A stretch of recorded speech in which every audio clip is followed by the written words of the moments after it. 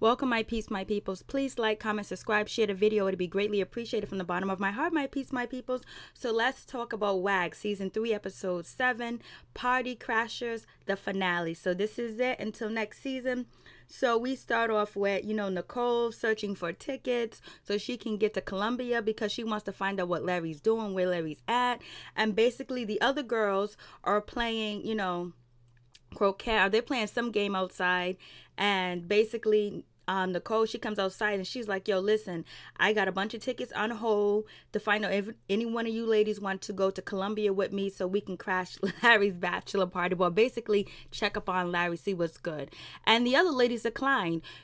Barbie declined, and Autumn declined, and Sasha declined. But Natalie and Olivia was just like, okay, we're down, we'll go with you or whatever. So then they take themselves to to Colombia or whatever, and basically they're gonna spy on Larry. I just think that is just like really sick and just really sad that she got to do all that, and she ain't even married, that she don't even trust them for his bachelor party. I'm like, damn, where they do that at? So it seems like either Larry likes a woman to chase him around, or he likes to be chased, you know what I mean? And maybe that makes him feel good. I don't know, but I would be totally annoyed by Natalie. But, he married her, so basically he's not annoyed. I don't know how long their marriage is going to last unless, both behaviors complement each other. So that's why they last so long. So it is what it is. And so we get to a scene with Michelle and her husband. I think his name is Brian, yep. And they got the beautiful kids sitting on the floor. They got Jaden and her daughter. And basically we learned that Michelle had her son, Jaden, I believe he's turning 8 or 9. And it's going to be his birthday. He's having a birthday party. And we learned that, his father was killed. Joe McKnight, he was actually killed. He was a football player, NFL. He was great. He was wonderful. He was a good player. But, in the broad daylight, he was driving, and he had an altercation with another driver. And basically the driver shot and killed, Joe McKnight. And when the guy that shot Joe McKnight, he stayed on the scene. The cops, interviewed him and then let him go. Basically, they charged this guy with manslaughter. And I don't know if he's actually faced trial yet, but they charged him with the lowest, amount that they can charge him with. And basically, he got a slap on the wrist for actually, taking Joe McKnight's life. And basically, it was a white guy that killed a black guy. So you know how the system is. And basically, the Caucasian guy the white guy was just like, stand my ground, Lord, like stand your ground. Like, you guys are both involved in road rage, yelling back and forth at each other. And Brian McKnight did not have a gun, and he was by himself. And so, the white dude felt like he could kill him. He felt like he can get away with it because you see this all the time that's happening, where a lot of African-American males that are unarmed are getting shot and killed by the popos, by the police. So it is what it is. And that's what happened. And now, Jaden has to deal with his father gone. His mother has, Joe McKnight and his family have to deal with his life being taken so senseless, and this guy getting a slap on the wrist. He was actually released from the scene to go home and chill out because it was the good old boy system. Basically, that's what happened, and it's really sad. It's very tragic. And the story about what happened to Joe McKnight and the person that took his life, the killer, it's in the slideshow. You'll see it. It's really, really sad. It really pissed me off. It made me upset because it just happens all the time. It's just like we can just take African American males' life, and there's no precaution for it. There's no justice for it. You could just take it and do whatever you want to, like their life are not valuable, and they are valuable because look how Michelle's crying. Look how his family is hurt, and his son has to grow up without having his biological father in his life. But this happens a lot where, some kids have to endure tragedy at a young age where their parents being taken away from them unjustly, and it's really sad. So, Michelle is actually, informing us that she met, Joe McKnight when she was about 19. They had, Jaden when they was about 21 and things like that. and basically, coming to terms to tell her son Jaden that, his father would never be around. He's never going to come around because he's been taken from this earth, and it's so hard for her to deal with. So it's so hard for her to communicate that to Jaden, and she's so hurt and she's so in pain, but she wants to plan a birthday party. She invites all the ladies that do have children or that's around in a situation that is not at, Nicole's wedding. And, she looks for comfort from Dominic, and basically she gets some comfort from Autumn too as well. It's just a real sad situation. Real sad. It was real sad what they did to her son and to her and to his family, to his career, to his legacy, where he could have went really far, and did more. But now, he's leaving his children behind. But we notice at the birthday party that Jaden's pretty good at football. Is that his father's spirit? He does have his father's genes. He caught that ball and he didn't get tackled. He didn't get the flag pulled off of him. He made a touchdown. And he just seems like, that he's going to actually be an awesome football player. And then to actually have Brian in his life too as well, that's taken on the role as stepfather.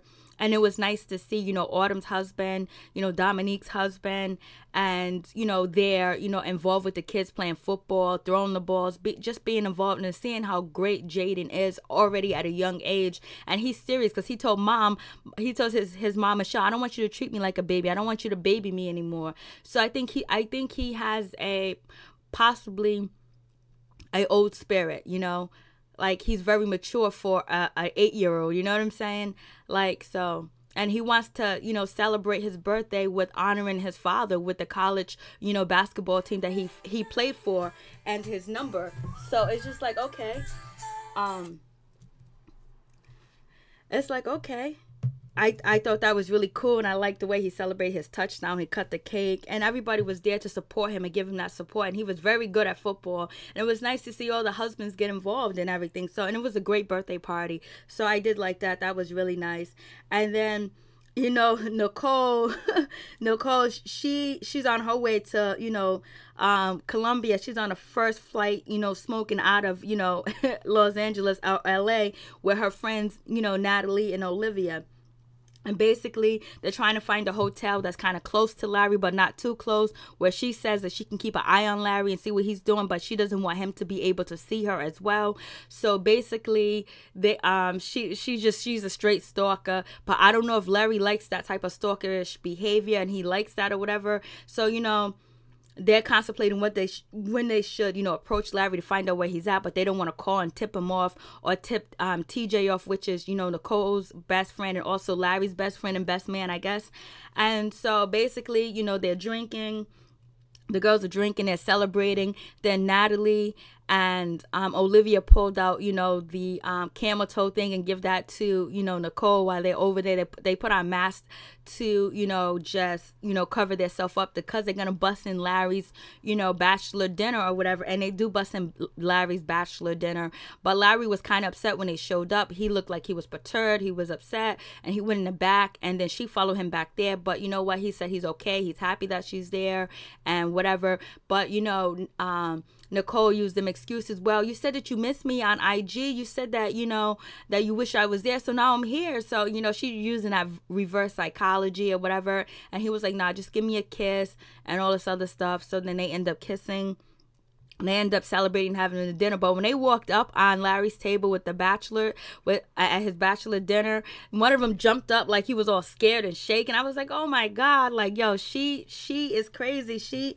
She got it going. She got it going on with her craziness. Like, I don't know, but it seems like it.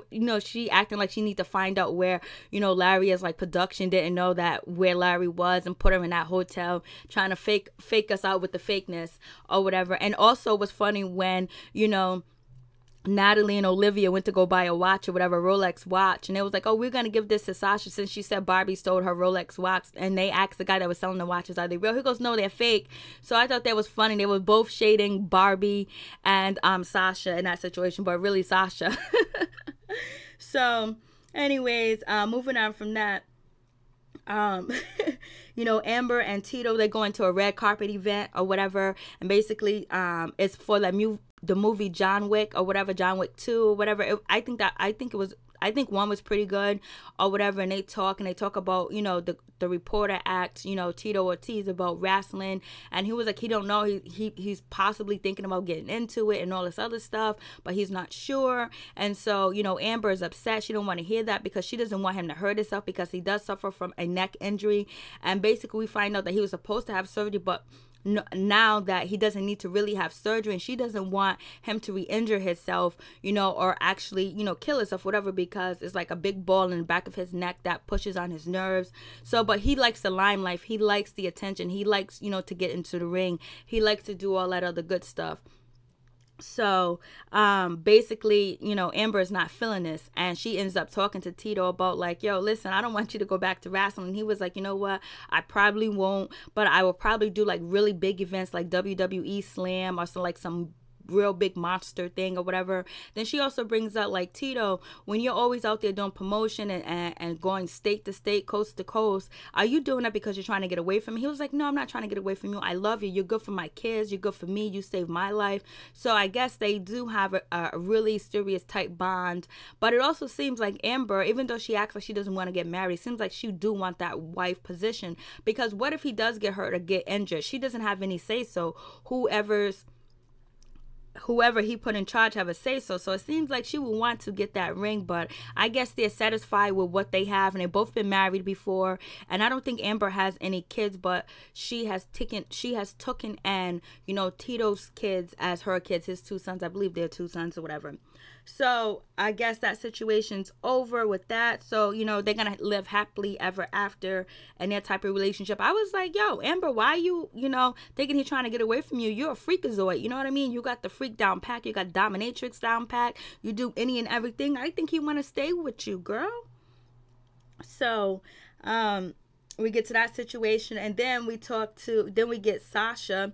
Sasha, you know, oh, no, we don't get to Sasha yet, but, you know, they shade Sasha with the Rolex watch. I was like, oh, no. Then we get Michelle and Autumn. Basically, they meet up and they talk about, you know, Jaden, and they talk about the wedding situation, how Sasha's going to be there and how they're going to be cordial. And basically, Michelle is just like, yo, I wish you guys would be friends with each other. You know, you guys need to work it out, even though it's none of my business and all that other good stuff. So that's what, you know, that's what, you know, she feels or whatever. And so Autumn is like, you know, well, we're cordial, that's it, that's all you can really ask for.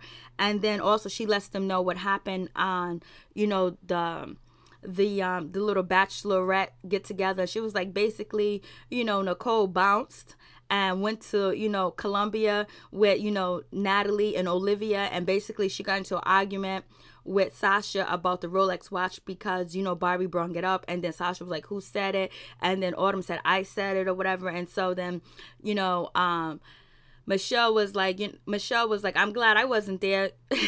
And she was like, it sounds like a whole bunch of fun or whatever. But then Michelle also gets to throw like a little bit of digs at, you know, Nicole. Like, you know, Nicole, like, damn, her chasing, you know, Larry around, going to Colombia, you know, unannounced, and trying to bash, you know, basically getting to crash their bachelor party or whatever. She was like, yo, like, why is she doing that? Like, she better get it in writing first before he leaves her. Like, why is she so insecure? And then, you know, Michelle was like, damn, I thought I was insecure, but she's way more insecure than me. Like, damn, how's she living? Why is she doing that to Larry? Chase him cross country. Obviously, if he chose to have his bachelor party in another country, it's because he wanted to be far away from me. I was like, Michelle, why you go there? Because we done seen you act really desperate for Brian. But now I get an understanding of why, you know, Michelle was acting insecure like she does with Brian, because, you know, she lost Joe McKnight, and the way she lost him was tragic, and she was stuck by herself with not stuck by herself, but now she has to be mother and father to the child. And it's like, not that, you know, Joe McKnight, you know, abandoned her. It's just that now, you know, she probably have abandonment issues knowing that he's gone, and probably somebody that she counted on that would be there for her and her son for eternity is not here anymore, is gone. And so maybe that's why she tries to keep a close leash on Brian, because not that he was cheat, but she kinds of, you know, throw it out that, oh, these women, but she just might be insecure or may feel like, you know, something might happen to, you know, Brian out here. Anything can happen, because the way, Joe McKnight was taken away from this earth was something that you probably wouldn't think that he would be murdered for road rage or whatever, or getting into a road rage confrontation, verbal words, and then someone pulls out a gun and shoot him. So I guess, now she's probably going to be dealing with that issue. So I don't think it's totally that she's insecure that Brian would be somebody else. I think because she lost Joe McKnight and probably thought that that was going to be her protector for her and Jaden for the rest of their lives. And now he's gone. So that's just how. So I'm not going to even get at Michelle for throwing digs at Nicole or whatever. So anyways, they move on from that. And, Michelle was like, I hope she got him to sign the paper so he doesn't change his mind or whatever. And so then we move on to Dominique and Michelle. They meet up, they talk, they cry. Michelle cries about the situation. Like, she doesn't know how to tell Jaden about, his father never going to be around again. And so then we move on from that. We get Barbie and, Amber, they're getting waxed or whatever. And they never been waxed before. And basically, Amber expresses her feelings about, Tito Ortiz, actually getting into wrestling. And, tells Barbie, like, when he was wrestling with you practicing, he was really in bed hurting. He's not going to tell anybody this, but he was hurting. He was feeling this and that. And I really don't want him to wrestle because, he might hurt himself. He is suffering from, other injuries. And he might absolutely, die, or something could happen to him where he's not able to move or walk or whatever. And so Barbie goes, I totally understand, and all this other stuff, because, her husband's retired too. Sheldon's retired and all the good stuff. So I guess, Amber just had to let her know, don't be encouraging Tito Ortiz to wrestle at all.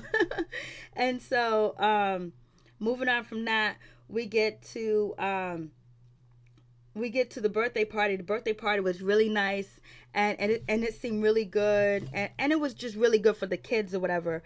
And so then we get Natalie and Olivia. Basically, they get into the oil.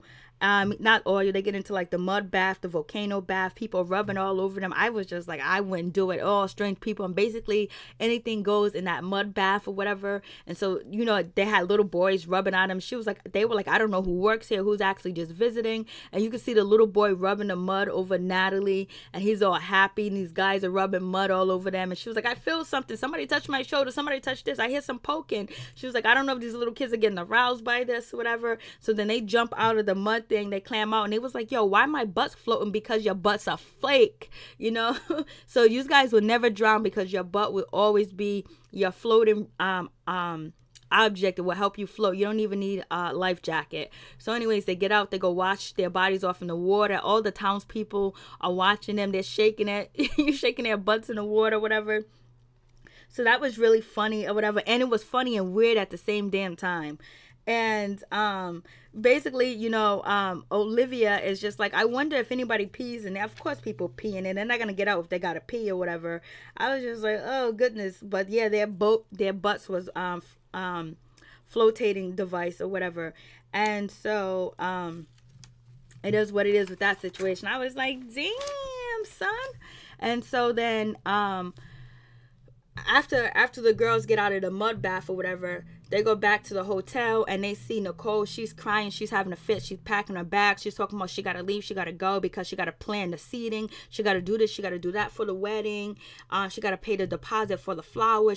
She's all a nervous breakdown. I think Larry done told her that he was very disappointed in her and told her she better get out of Dodge immediately. And he probably told her, you better be glad that I didn't embarrass you on camera like you tried to embarrass me in front of my friends, because immediately she wanted to be there so bad, and all of a sudden now she's ready to go. And like, she didn't think about she had to do the seating arrangement before she left. She couldn't do the seating arrangement where she was or before she went, and she didn't put the deposit on the flowers before. It's just like, damn, what's going on? And so anyways, Olivia and Nicole were like, what? And I like Olivia. Olivia was like, yo, I feel used. Yo, I feel like you just used us to get here to bash, Larry's party or whatever. And now that you did that and you feel good about it, now you want to bounce and leave on us. And she was like, I'll stay here then. I'll stay here. And she started throwing her stuff out the suitcase and acting all erratic. Like, I don't even know how Larry can marry her. Like, she's just mad spoiled, and she wants things her way. She doesn't see how, like, these people followed her, over there Colombia, and they think that they was going to enjoy the rest of, you know,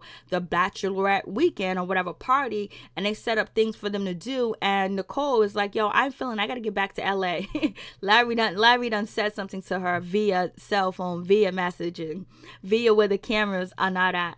And so, but she did what she wanted to do. Now she wanted to bounce, and she wants them to follow. She was like, I'm about to leave in an hour. You guys can stay. And it was like, yo, we feel totally used. And then I loved when Natalie and Olivia was like, yo, and the best bridezilla performance goes to Nicole, because it was totally fake. And they totally called her out on her bullshit. And it was like, yo, it was mad shady. That's why the other ladies didn't follow Nicole to where she was going, because they knew that she was on some bull crap. And then she basically used Natalie and Olivia to basically, you know, help her do her dirty work. And now that the dirty work is done, I'm ready to go back. Who cares if you guys things set up, you guys want to do this and you want to do that. So they was like, yo, we just need for you to say sorry, acknowledge that you're sorry, and we know you're gonna leave anyway. So they was like, peace.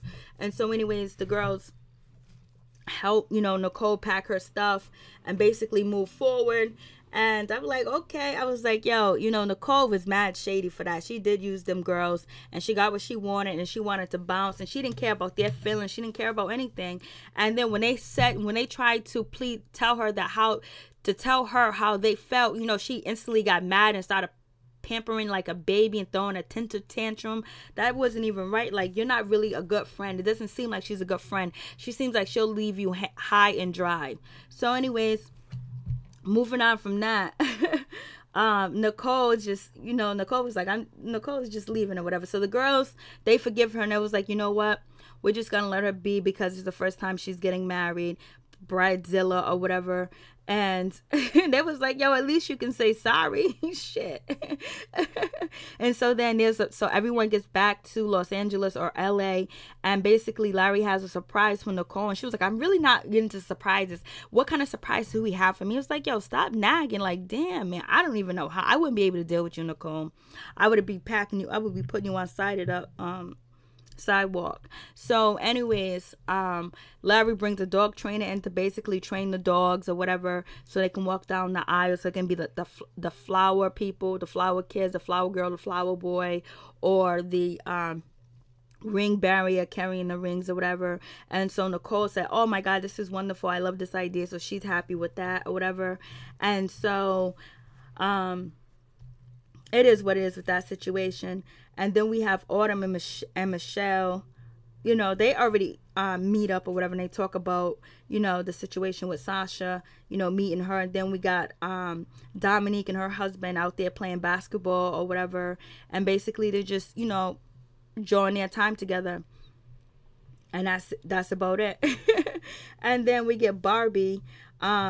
Barbie, you know, she finds out that she has to go to the wedding by herself, because Shelton does not want to go to the wedding with her, because he wants a little time to separate. He wants to be separate from her. It's like, damn, I don't know, Barbie and like Sheldon, this is their first year, and they're already having dramatic problems like this, where they're already separating, and then she's not able to wear the ring or whatever. I'm like, damn, Shelton's not playing. So you got to make up your mind, Barbie, what you want to do. Then we find out that Brian is going to DC or whatever. They're going to put their stuff in storage from LA. They're going to be going to DC, and basically they're going to be traveling back and forth, because, you know, he's doing his PTs or whatever he's doing. And she just says it basically is difficult for her, but she really wants to stay in LA, but she might not be able to. It all depends on where he's shipped to and where he goes. And basically they talk about she talks about, you know, them not being invited to the wedding. But she was like, it's all good, I understand, I don't really know him. So, and basically she talks about Sasha and Autumn getting into it and just minding her business. But she lied to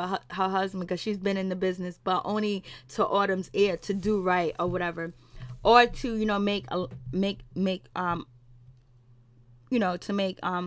to heal their wounds and basically have their friendship back or whatever. So it is what it is with that situation. So we kind of understand why Brian kind of deals with, you know, Michelle and her insecurities because of what happened to her. Like, that's something tragic. That's PTSD, that she doesn't want to lose another man in her life. So moving on from that, we get to Barbie's talking about, then Barbie talks about that, you know, Shelton wants to be separated and all this other stuff. Then we find out that he's 10 years older than her. Well, I guess you guys already knew. He's 10 years older than her, and she got with him when she was 24. and all that other stuff. And like, damn, Barbie, maybe you got with him too young, and that's why you made everything about him, not realizing that you was actually going to mature and grow and think that you want to do some things for yourself that's outside of your marriage. And basically, you know, she's going to have that talk with, you know, Autumn about the situation. And she, you know, tells Autumn that, you know, she wants to be the greatest wife, the best wife, and she actually wants it to work, and she's going to try to get it together with her husband, what she tells Autumn or whatever. And Autumn was like, okay. Autumn didn't really give her any advice. She was just a sympathetic ear. And then Barbie's feeling guilty because she doesn't want this relationship to be over because she's so used to him. She's been with him since she was 24. But I think Shelton should have understood that she was mad young.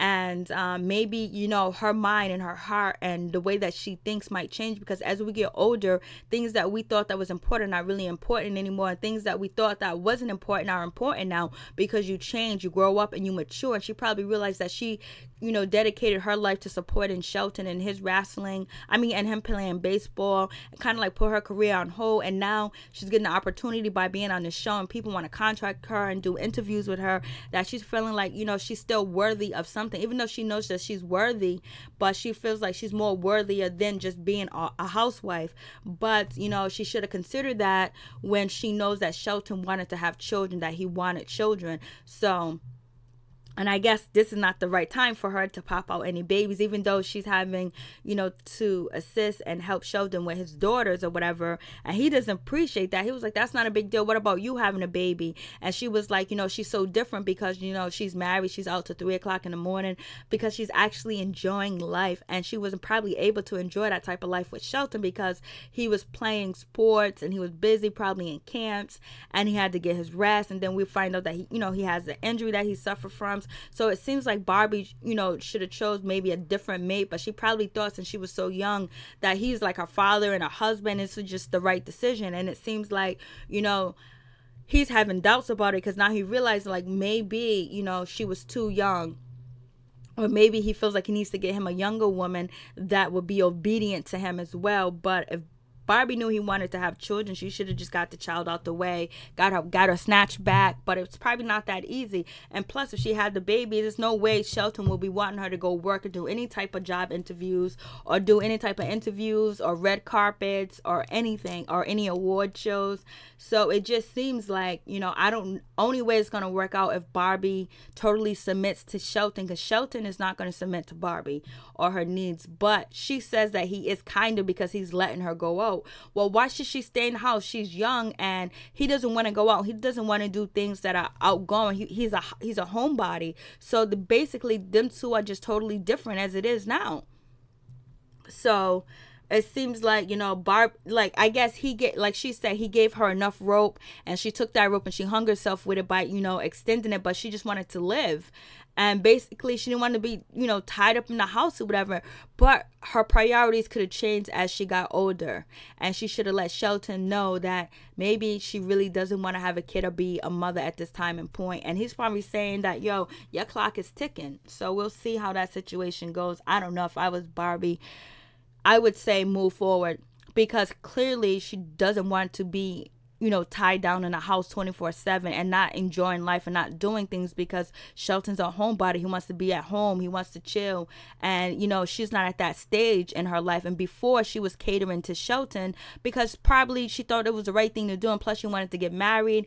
And she thought when they get married, things are going to change. And it didn't change. It got even worse where, okay, it's time. We're married now. It's time for you to have the baby. So it's not like you're having a baby out of wedlock. So anyways, moving on from that, you know, we get the rehearsal dinner or whatever. And, you know, what's her name? Natalie's kind of like making it a big deal because Sean's there. And she's inviting her model date to come through or whatever. And Sean is basically just ignoring, you know, Natalie and Olivia. But Olivia goes up to, you know, Sean and says hello. And he basically gave her the little fake hello or whatever. And so she's making a big deal out of Sean not being bothered, doesn't want to be bothered with her. She should be all right. You know what I mean? Like, they don't have to talk. As long as they don't disrespect each other, they don't have to look. They don't have to talk. I don't know why, you know, Natalie is so concerned what Sean's doing, unless this is just part of a storyline to make it interesting. And I think Sean was like, yo, you're not going to try to make me a part of your storyline. I was already a part of your storyline a couple of years ago. And, you know, we didn't get married. We didn't get together. We didn't move in. We didn't do none of that. So right now, you're not going to try to make me a part of your storyline. And so Natalie feels like she's off because she has on all white at the wedding, at the rehearsal for the wedding, whatever. And what she wore was kind of like tacky. Like she had a bathing suit on bottom and it just didn't look right. And it looked like she was trying to take the attention away from Nicole or whatever. Her outfit just didn't look right at all. And also I must say, Olivia's outfit when they was out there in Colombia and they were going to crash, you know, Larry's, you know, bachelor party dinner, her outfit that she had on was like the poom poom shorts that look like underwear. It's the same thing that, you know, Natalie has on. It looks so nasty. Like, I'm not a guy, so maybe a guy would find it attractive, but it looked like she had something stuck up her butt. Like she had a brush, she had a rock. The way that she was walking in the shoes and the way the outfit complemented her butt, just, it didn't look right. It looked nasty to me. But see, I'm not a guy, so a guy would probably say that's attractive. That's just my opinion. And then, you know, Natalie's outfit over here at the wedding rehearsal, whatever, was totally inappropriate. Like, she didn't have to wear all that. And she's making a big deal out of Sean. Sean is just like, bye, girl. It's over. You dissed me. You didn't want to be with me. It is what it is. And you're not going to get another storyline out of me. And he totally just ignored her. And I think Sean has got more. I don't think Sean wasn't attractive back then, but now for some reason Sean looks attractive. I don't know why.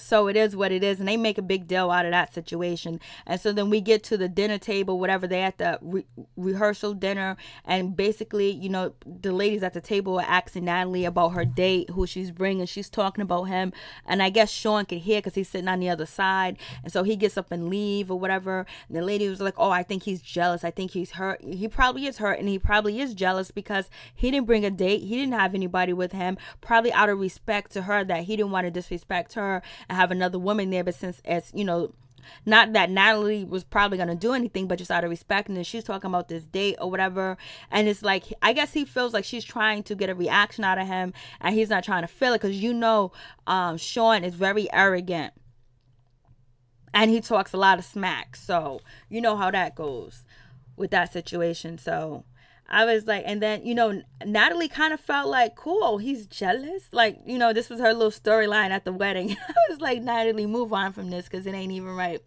And so then we got to say, when I get ready for the wedding, Barbie looked absolutely gorgeous. Her outfit, like, Barbie should be singing that song. What's that?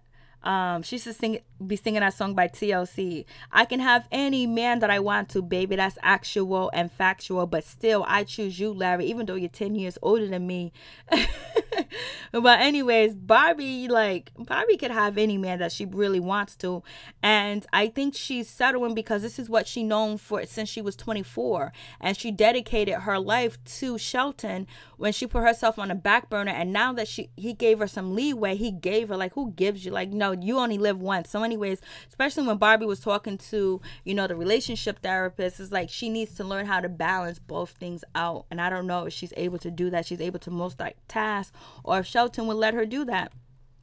So anyways, you know, Larry, you know, he's getting ready. All the ladies are getting ready. They all look nice. I would say Nicole's wedding dress, I'm not too thrilled. I know she had a wonderful designer design her dress. I just don't think it looked right on her. I don't know why, but I think it was a nice dress. It was just something about the dress just didn't compliment her. I don't know what it was. It just didn't compliment her. But it wasn't the ideal wedding dress, so maybe that could be it. But I didn't think it was like, oh, or absolutely gorgeous or anything like that. But it wasn't ugly. I don't know. It just seemed like it didn't fit. But with the style of her wedding, I guess it did fit. But it just seems like she could have went with another dress. It seemed like the dress was choking her. Then it was showing her too much up top. And then she had the real long thing where somebody had to carry it. Well, it just didn't fit. I don't know. I think it was just too much going on with the wedding dress. And I don't know, it looked like one of them fancy white tablecloths that you put on your table when it's holiday times, and it looks so nice and chic. That was kind of like how her wedding dress looked. But anyways, moving on from that, they finally say I do. They get married, and it's all good. And then you have Natalie and Olivia shading them, shading, Nicole, like, yo, that wedding ceremony was so quick and so fast. We didn't hear the part where it says if anybody have any objections or anything like that. Shoot, they were like, it went on quick, fast, in a hurry. Like, yo, and then they said, like, yo, the reason why that happens is because Nicole didn't want Larry to get out so he can change his mind. So they're making it seem like, Nicole is desperate to marry Larry, and she's doing anything and everything to make sure he can't change his mind or get out of here. Because remember, she said she was having heart problems and she needed help with the wedding, and she has this heart condition, and she's going to use that against Larry so he can participate. So she's manipulative as well. But it seems like Larry likes it, and Larry likes for her to chase him down and act desperate on camera. I don't know how long that their wedding's gonna last. Hopefully they don't end up like Barbie and Shelton, but maybe Shelton and Barbie might, get on the same page since now the show is finished, or maybe they're on the same page, or maybe Barbie's pregnant now. Who knows? We'll find out. So I'm just like, damn, the situation's crazy. And so, now they're getting ready for the dance. After the wedding, they have the dance. Larry and Nicole are dancing. And then Natalie is trying to have Olivia go over there and talk to and talk to Sean, and get Sean over there to talk to her. And she's just like making a big scene. So Olivia runs over there to try to get Sean, like kind of like gets him in a headlock and say, please go over there and talk to Natalie. And he refused to, and he bounced. And so then now Natalie's in the bathroom crying, like really crying, like, I don't know what I did to him. I don't know. Well, you chose everything over him, but he was arrogant, and he had like this macho big attitude, and it seems like you really didn't want to marry Larry, and you didn't want to commit to him either, So she was like, he did so much to me. Yeah, he was rude and disrespectful a lot, but it seems like you wasn't really feeling him. I don't even know if did you guys even kiss? I can't even remember if you guys kissed. It just seems like you wasn't attracted to Larry, that you wasn't really feeling Larry. I mean, not Larry, Sean. It just seems like, Natalie wasn't really feeling, Sean, like, and she was quick to just, break up with him, and he wanted her to move in and all this other stuff. And it's just like, it didn't work, even though he's kind of controlling. But he was trying to give her what she wanted. She wanted to be a WAG, but evidently she didn't want to be a WAG, because she said, hell no, Sean, we ain't doing this today, not today. So she's in the bathroom crying. Oh my God, what did I do to him? I thought we can be civil. You guys are civil. You just don't have to speak to each other, and stop trying to make this a big deal, Natalie. So anyways, the Natalie date comes, and he was like, so what's going on? And so then she goes, I was trying to talk to Sean, but he refused to talk to me. And then so basically they get over that situation, and then Natalie says in her confessionals that she has more butterflies in her stomach towards, her new boyfriend than she had towards, Sean. So that tells you that she really wasn't feeling Sean at all, or she's saying it out of anger. So anyways, then we get to, Sasha and Autumn. They end up talking, and they make up, and they're going to be cordial towards each other. And if they have any problems with one another, they're going to talk to each other first. I want to see how long this friendship lasts, and let's see who's going to start the gossiping about the other girls next season. Let's see if it actually works. But at least they ended the season on where they can be cordial and talk to each other, because they were supposed to be like sisters. And then Autumn was like, when I first got pregnant, you was the first person I called. I didn't even call my mom. So I'm like, damn, these guys must be friends. Like, so what is the big deal with this bullshit? So at least, they're kind of, getting onto that level. But I don't know how they're gonna get back to that trust, but they can slowly get back to that trust if they really loved each other and they really were friends. So at least their storyline don't seem that fake, because at first I was like, if you guys spend all the holidays together and all this other stuff, you can't really come to a situation. But Sasha's husband didn't even come to the wedding with her, and Barbie's husband didn't come with her. So I was like, damn. But at least the other ladies had some support or whatever.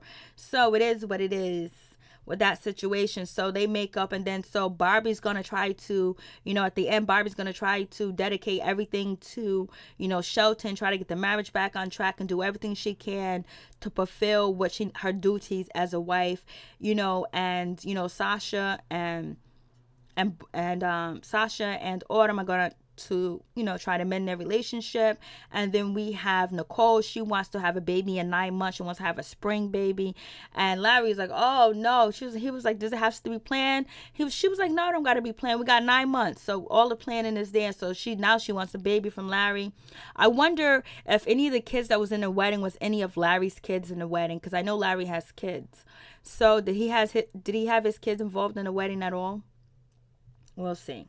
I don't know. So, and we have Dominique. Dominique is going to be focusing on her business, you know, tighten up your tummy and just stay focused while her husband is out here making some money playing sports.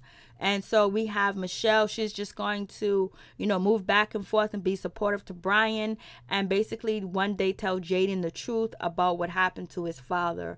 So I guess that's it. So anyways, guys, thank you for watching. Thank you for listening. Thank you for your support. Thank you for watching the video and keeping up with this WAGS LA. I appreciate you guys that stuck around. Peace. I'm out. One love.